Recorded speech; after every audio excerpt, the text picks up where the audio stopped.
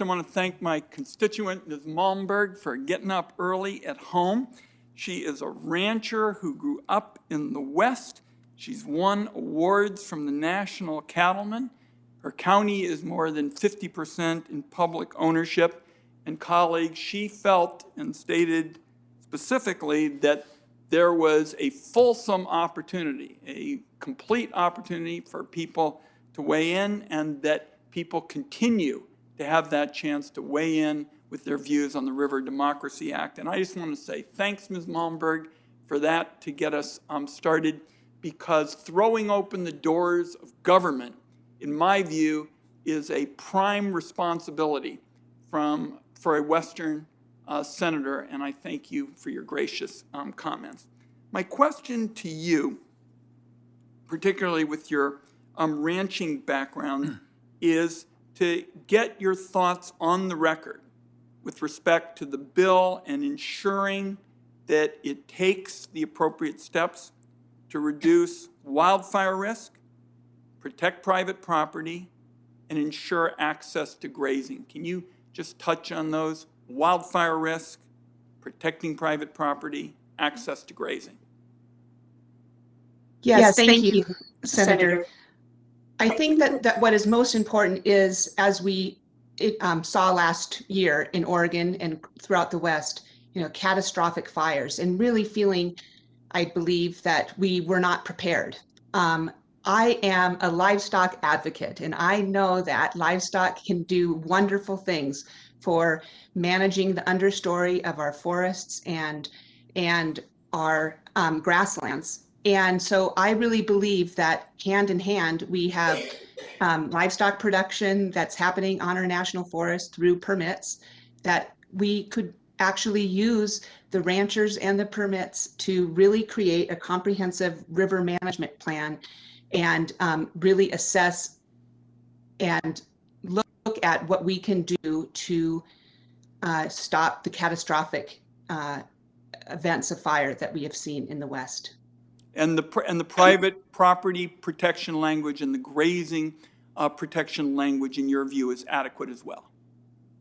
Yes, I do believe so. And, so my irrigation water, even though I'm obviously on private land, comes from upstream. And so being able to ensure that the headwaters of Catherine Creek and Little Creek will continue to, I have adequate water for irrigating. And so I feel like being able to protect those headwaters really is protecting my private water rights.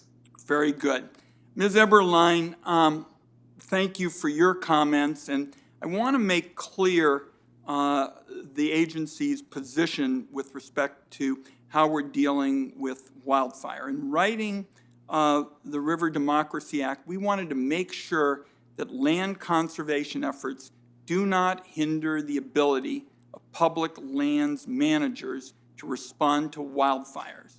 In your view, does this give agencies the sufficient flexibility to mitigate fire risk and respond to wildfires and help restore watersheds and infrastructure should a fire strike? Thank you, Senator.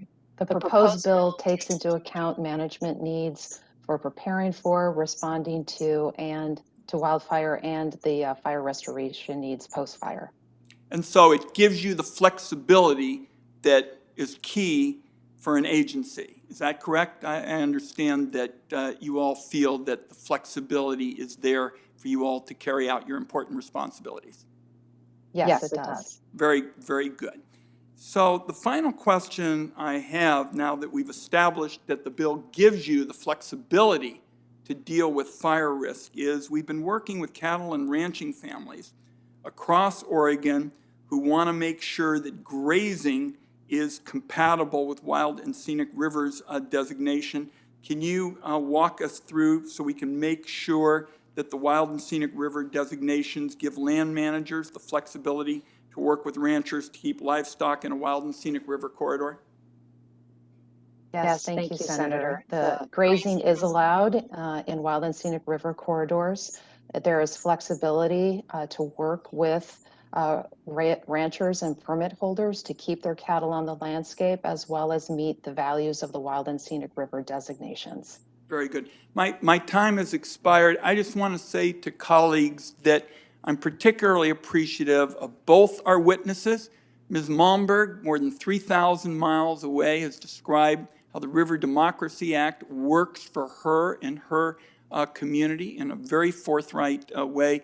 And Ms. Eberlein, I particularly appreciate your outlining your views that the proposed law gives the agencies the flexibility to mitigate fire risks and also protect grazing. In concluding, Mr. Chairman, I would ask unanimous consent to enter letters from Oregonians into the record. Now, colleagues, and I'll make this very short, the number of supportive letters for the River Democracy Act far outnumbers the letters from those opposed.